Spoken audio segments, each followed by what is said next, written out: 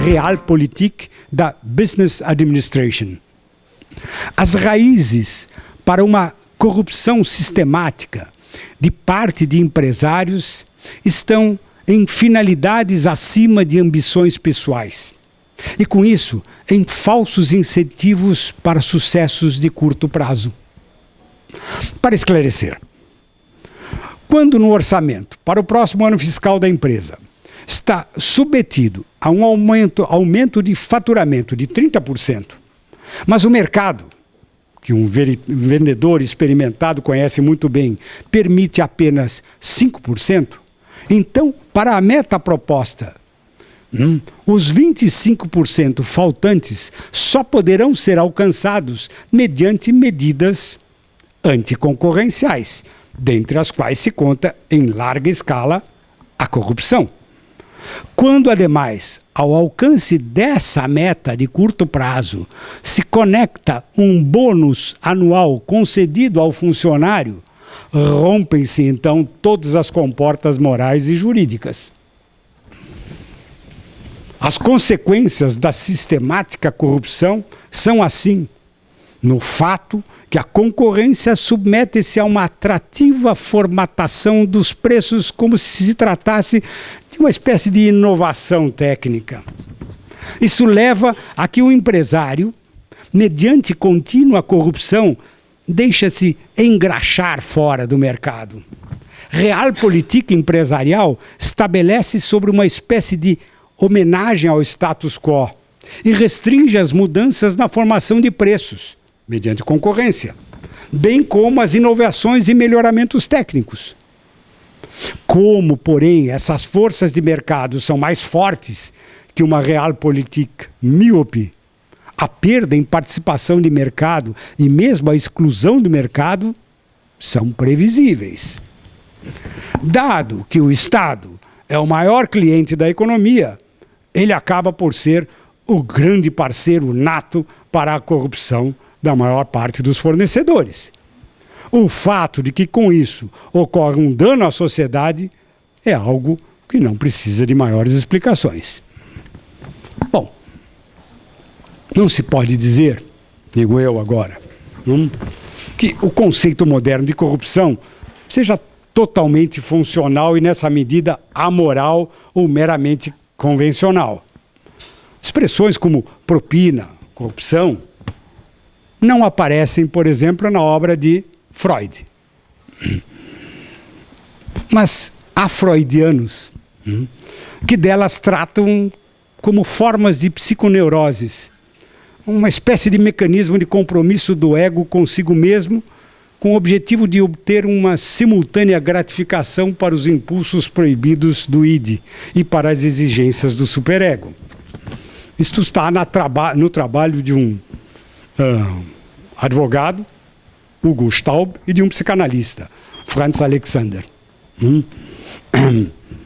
chamado The Criminal, The Judge and the Public, de 1931. Por sua vez, existem trabalhos, por exemplo, na área econômica, que se recusam a extirpar da ciência a percepção moral da corrupção. Eu lembro aqui Susan Rose Ackerman, Corruption, a Study in Political Economy, 1978. É uma economista de Yale que, ao analisar os riscos e benefícios da corrupção para um legislador hipotético, concluía que, caso se deseje entender o funcionamento da democracia, não será possível acompanhar a inclinação de economistas convencionalistas e ignorar constrangimentos morais sobre o comportamento egoísta e interesseiro, self-seeking, o que induz a um momento de reflexão.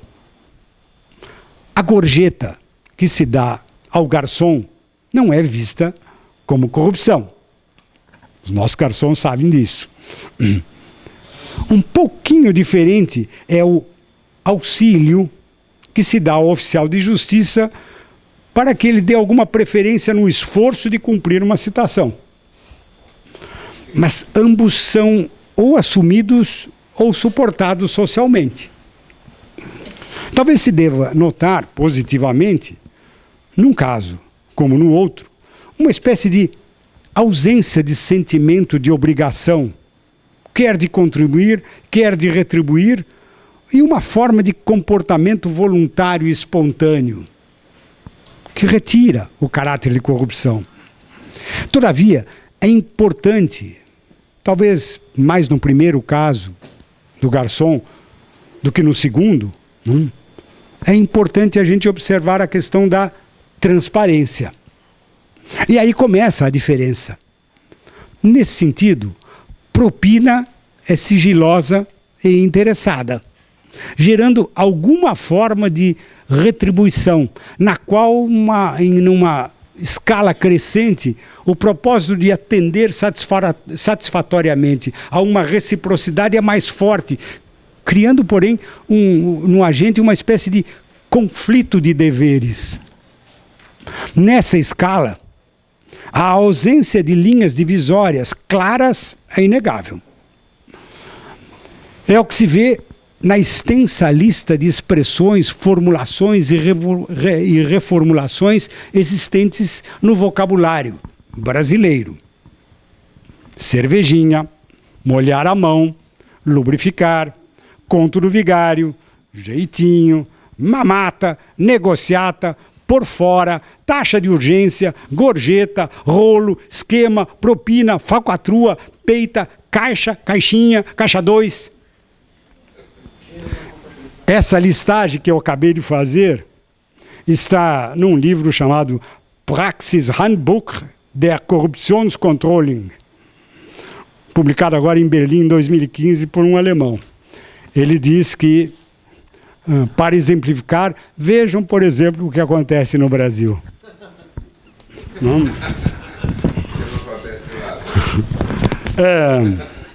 Não, ele continua.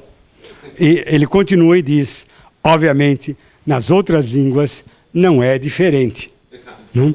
Como se vê, por exemplo, pelo uso da palavra lobby. Pelo uso da palavra advising, consultoria. Ou pelo uso de expressões como Verrechnungskonto, conta de compensação, em alemão. Ou pela palavra couvert, em francês, que tem um sentido ambíguo. Nós conhecemos um, mas existe o outro também. Bom, curiosas formulações aparecem, no entanto, quando um corruptor ativo inesperadamente se confronta com um incorruptível. O senhor não me entendeu bem, foi um mal-entendido. O que é acompanhado de uma mímica própria. Sorrisos disfarçados, surpresa, soft indignation, seguidos de declarações como eu jamais proporia algo assim. Existe nesses termos uma espécie de retórica da corrupção, que aparece quando ela não é cinicamente escancarada. Exemplo típico são as formas de recomendação. Da parte do agente ativo. Gostaria de trazer as saudações cordiais de fulano, que muito o recomendou para tratar desse negócio com o senhor em total confiança. Ou, por exemplo, haveria em seu âmbito de discricionariedade um modo de decidir a questão de maneira favorável ao meu cliente? Ou, isso me seria de imenso valor? Ou da parte do agente passivo, não?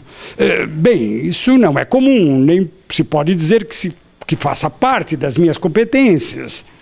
Ou eu poderia até fazer, mas o risco é muito grande, o senhor entende, não é? No último ato do delito, porém, a retórica é a retórica do silêncio. As pesquisas, aliás, mostram a respeito que os participantes de atos de corrupção, eles mostram uma tendência ostensiva em justificar e neutralizar os comportamentos. Costuma-se rejeitar a responsabilidade pessoal, o conteúdo imoral do comportamento, bem como os danos daí resultantes. Ocorre uma espécie de, entre aspas, racionalização da corrupção, mediante manifestações de intenções, entre aspas, positivas, como o objetivo da lei não pode ser impedir o atendimento eficiente das necessidades reais. Ou faz parte da concorrência, ou todo mundo faz, ou em outros países não é diferente, ou existem coisas piores, ou é preciso ver que há interesses maiores da população em jogo. Outros do tipo. Ainda que pareça estranho, isso é resultado de pesquisa. As pesquisas mostram que a integridade é uma chave para a gente entender corrupção. Integridade é um conjunto de propriedades e valores positivos, como consistência moral, confiabilidade, prontidão para agir, consciência de dever, retidão. Os comportamentos corruptos se mostram como variantes desviantes desse conjunto. Esses desvios apontam para, para certas circunstâncias que compõem aquilo que se chama de fraud diamond, o diamante da fraude. A pressão, ou motivo, como primeiro fator, que pode ser a existência de problemas financeiros pessoais, mas também motivos resultantes da relação remuneração, sobrecarga de exigências, percepção de uma injustiça social na aquisição de bens valorados positivamente pela sociedade. O segundo fator está na oportunidade. O conhecimento de falhas no sistema de controle. O conhecimento, o murmúrio sobre comportamentos corruptos dos outros. Certa confiança de que o ato receberá aprovação superior. O terceiro fator está na justificação interna dos atos. O agente precisa justificar-se a si mesmo para que ele esteja ou continue integrado socialmente e disponha de um bom status social.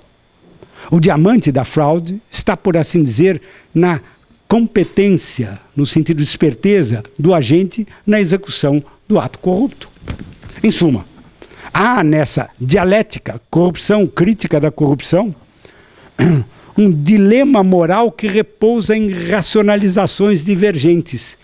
No interesse de empreendimentos políticos, econômicos ou financeiros, a corrupção deve ser banida, pois no limite ela conduz a uma disfunção do sistema social.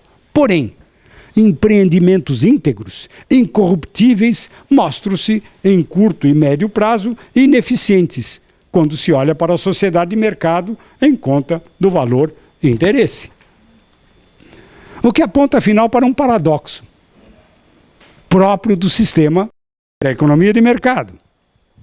A pretensão de liberdade econômica, livre de influências estatais, é fruto, historicamente, de massivas intervenções do Estado, que alcançam a criação de um caminho livre para as transações mediante medidas protecionistas, até com o estabelecimento de condicionamentos jurídicos para o exercício da liberdade de mercado.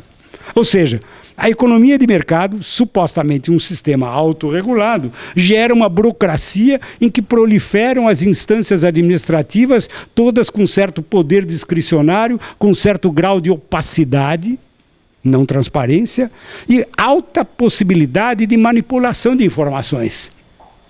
E aí a corrupção, que aparece acompanhar o poder como a sombra acompanha o corpo.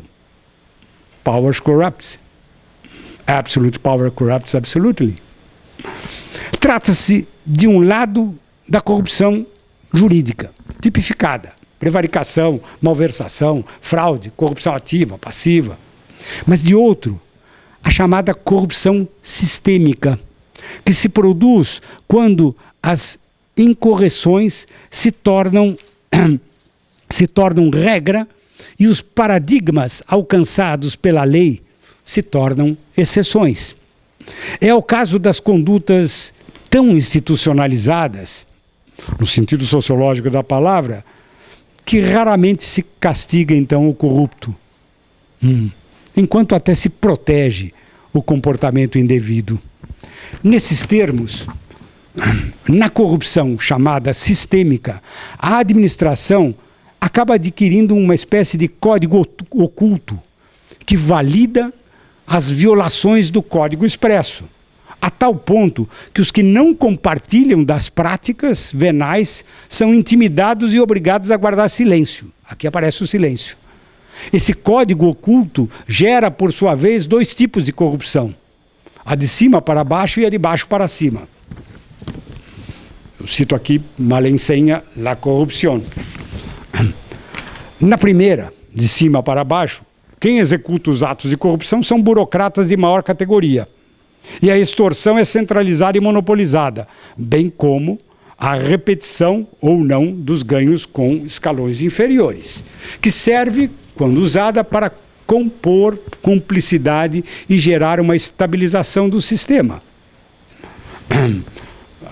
A Susan Rose Ackerman anota que esse tipo de corrupção é muito comum nos pagamentos a políticos de alto escalão e efetuados frequentemente na indústria de petróleo mediante funcionários até bem pagos. A observação da Rose Ackerman. Em outro contexto. Na segunda, de baixo para cima, são os funcionários de baixo escalão que planificam e executam, repartindo os ganhos com os de escalão superior, que assim acobertam, garantindo silêncio, estabilidade e impunidade. Os custos do primeiro tipo de corrupção, de cima para baixo, em geral são visíveis e previsíveis. Os do segundo são mais difusos e de contabilidade mais complicada.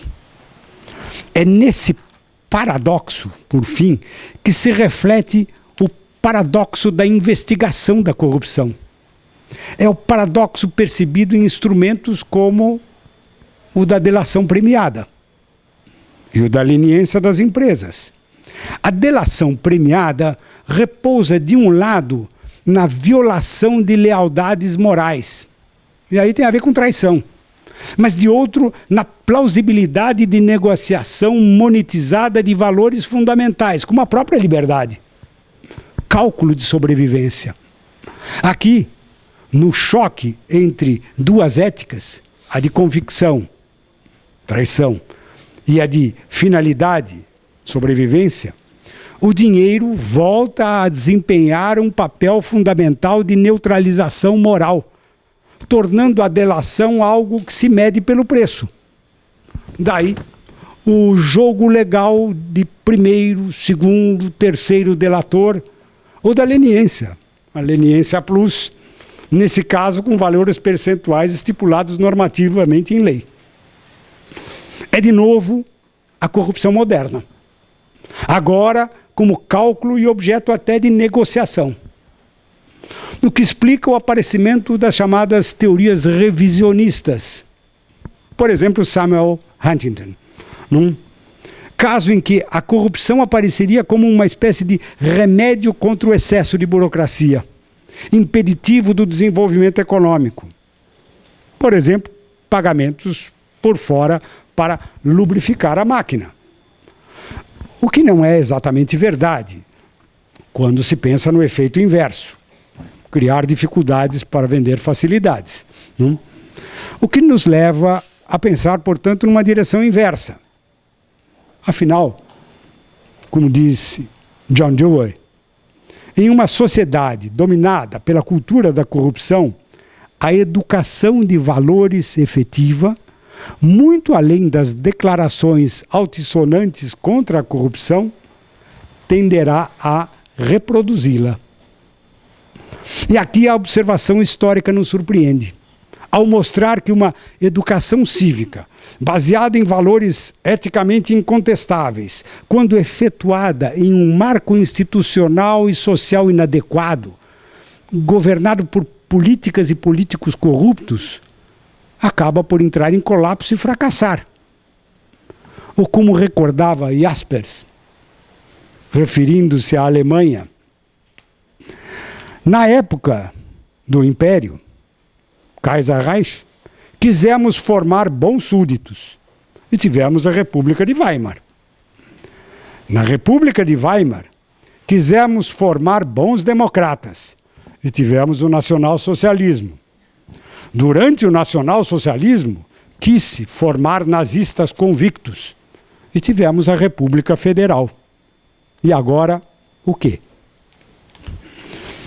Volto ao texto do meu amigo alemão, Albrecht Schaeffer, o advogado. Como a corrupção pode ser combatida? Diz ele.